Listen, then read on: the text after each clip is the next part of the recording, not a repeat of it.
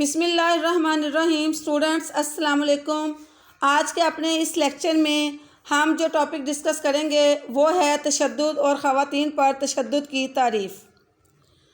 عالمی ادارہ صحت کے مطابق تشدد جسمانی قوت یا جبر کا وہ ارادتاً استعمال ہے جس میں زخم، موت، نفسیاتی تکلیف یا کسی چیز سے محرومی ممکن ہو۔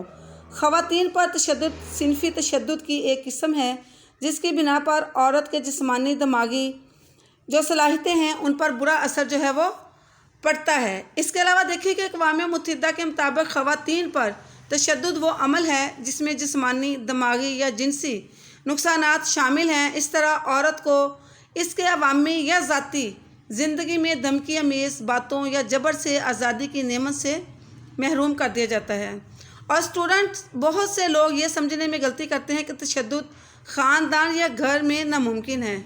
عالمی ادارہ صحت کے مطابق اعداد و شمار یہ ظاہر کرتے ہیں کہ دنیا میں ہر 3 میں سے 1 یا قریباً 35% جو خواتین ہیں وہ ہیں جن پر ان کے خاندان ہی کے افراد یا کسی جاننے والے نے تشدد کیا ہوتا ہے۔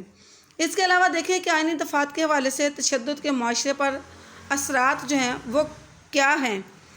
دیکھیں دنیا کے دیگر حصوں کی طرح پاکستان میں بھی نو ڈاؤٹ خواتین پر تشدد ہوتا ہے اور پاکستان میں خواتین پر مختلف طریقوں سے تشدد کیا جاتا ہے۔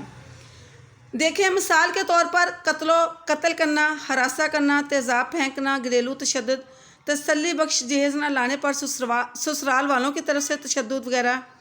تشدد نہ صرف جسمانی ہوتا ہے بلکہ یہ جذباتی اور معاشی تنگی کی صورت میں بھی ظاہر ہوتا ہے۔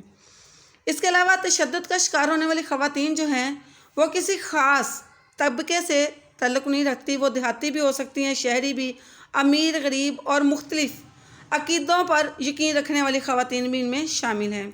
اور دیکھیں کہ یہ کسی مخصوص طبقے سے تعلق نہیں رکھتے، یہ امیر، غریب، مذہبی، غیر مذہبی، تعلیم یافتہ اور غیر تعلیم یافتہ، اس میں ہر طرح کے جو افراد ہیں وہ شامل ہیں۔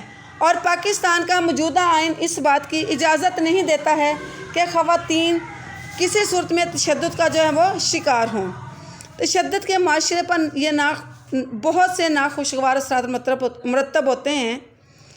معاشرے میں بے چینی اور بد امنی کا شکار ہو سکتا ہے، معاشرے میں رہنے والے افراد کے حقوق چھینے جا سکتے ہیں۔ اس کے علاوہ معاشرے میں تشدد کے بڑھنے سے لوگ عدم مساوات اور عدم تحفظ کا شکار بھی ہوتے ہیں۔